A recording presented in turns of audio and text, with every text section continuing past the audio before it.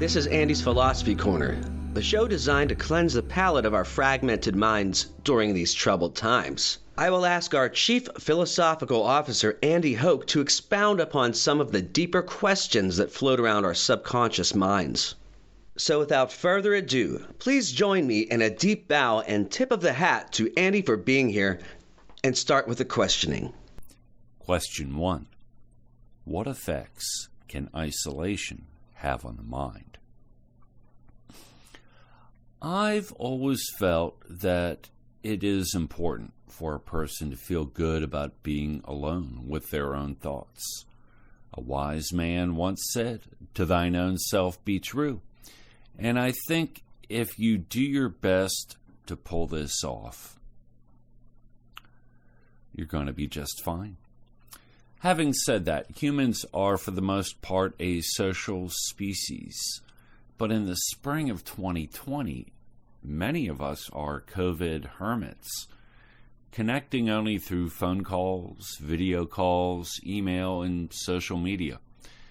This is not quite as bad as Tom Hanks on an island with his beach ball Wilson, but our circumstances are much closer to his than they were for us in January of 2020.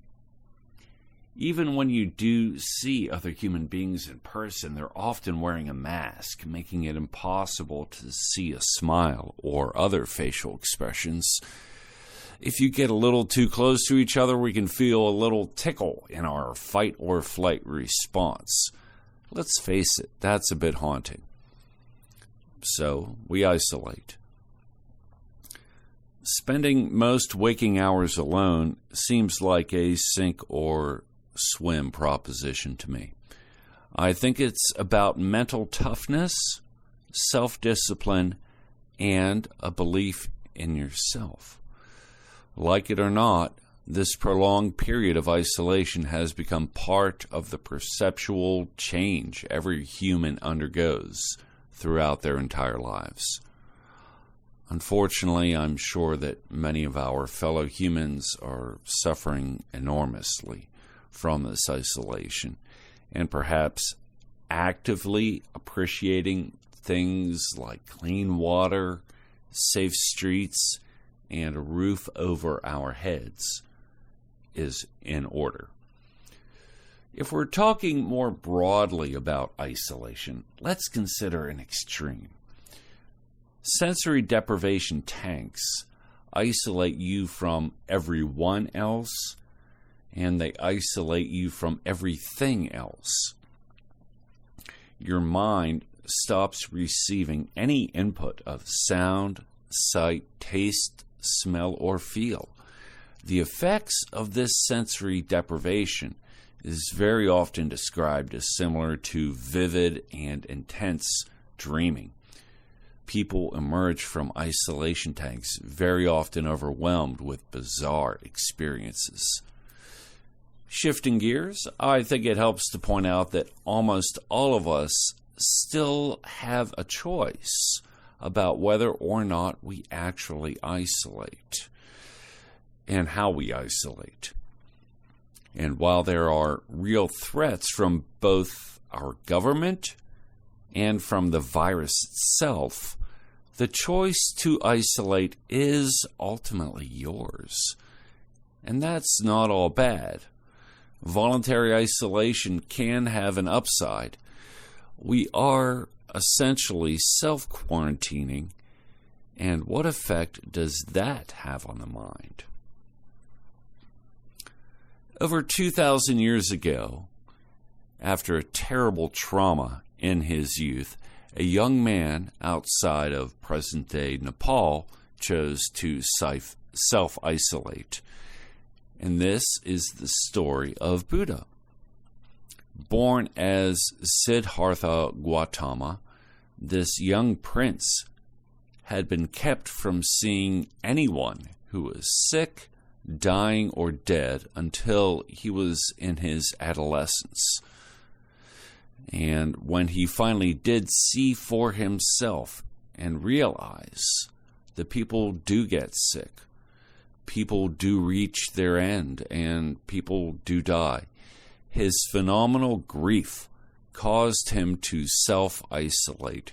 He emerged from isolation with his epiphany, which are the Four Noble Truths of Buddhism. 1. There is suffering. 2. There is a cause for suffering. 3. The cause is attachment to temporary things. And 4. To reduce your suffering, reduce your attachments to temporary things. That last part about detaching oneself from the temporary is a warning that the more you grow attached, the more you are likely to suffer. Maybe relationships and memories of shared experiences with our people are not temporary. You can build attachments to the permanent without fear of loss and suffering. So maybe you can value those all you want and avoid the suffering that comes from detachment to the temporary. Now we're getting into existentialism, and I'm going to leave it right there. So lastly, and on a practical point, to feel better in isolation, or when we aren't isolated, lift up someone else. In the spring of 2020, I think that means we should use these tools of phone, email, video chat, and social media. Most of us have enough time to use these tools to check in on your people. You will both be better off with all of this isolation and self-reflection. You can use this time to upgrade your outlook toward your fellow human beings in general. Because ultimately, your view of humanity in general is your view of yourself.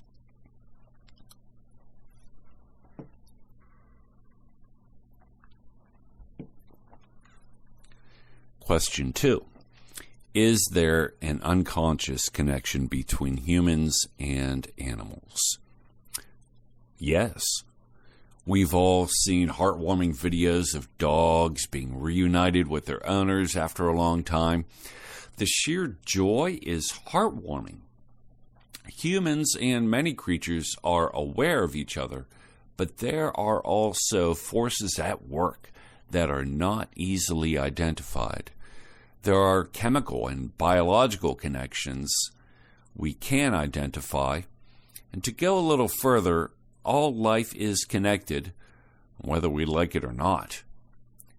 Baruch Spinoza declared that God was a dynamic nature in action, growing and changing, not a passive or static thing. And I guess the Latin is natura naturans. Okay. So I believe it has to do with symbiosis. Different species working together to mutual advantage, even though we don't understand why. There is a connection which is unconscious. And I have a couple points. 1, the eyes. Ever notice how animals look you in the eyes? Your dog, your cat. Why is that? Author George Herbert in 1651 wrote, quote, "Eyes have one language everywhere," end quote. This was from his book Jacula Prudentum. For some reason, dogs, cats, and horses, and many other creatures, they all look you in the eye. What's up with that? This seems like a great time to point out or hypothesize upon the fact that the eye is the only living human tissue you can actually see on another person. your skin, your hair, your teeth that you can see are all dead cells. The eyes are the only living tissue you can see. So I believe that somehow animals, including humans, know this. The eyes are the only place to actually see the living part of the creature. If that's conscious or unconscious, hard to tell. Number two, we have to mention pets. Now, we don't all get to own dragons like in Game of Thrones, but I'll bet at least half of the Steel Plaza podcast listeners have or had a dog or cat or a bird or a reptile for a pet. Interesting to point out a new word for me, which is speciesism, which is a term attributed to contemporary philosopher Peter Singer, which is, quote, giving preference to our own species over another in the absence of morally relevant differences, end quote. In India, cows are holy creatures. They wouldn't dream of hurting one, let alone eating it. In America, we wouldn't dream of eating a dog or a cat. So it's helpful to keep in mind in this global community we have that there is a lot of cultural and regional relativity with respect to human relationships with animals. 2 words. Tiger King. Okay, so in Mr. Singer's estimation, I would be a speciesist. We do live in an infinitely complex web of connectedness with all things near and far, no matter how large or small. This web is truly unknowable in its entirety, but being unknowable, I err on the side of human beings.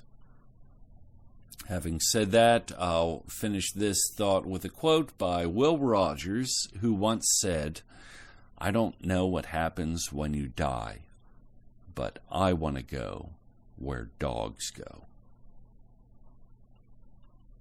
All right, question 3. And I'll try not to get too patriot here, but is the government more powerful than the individual states?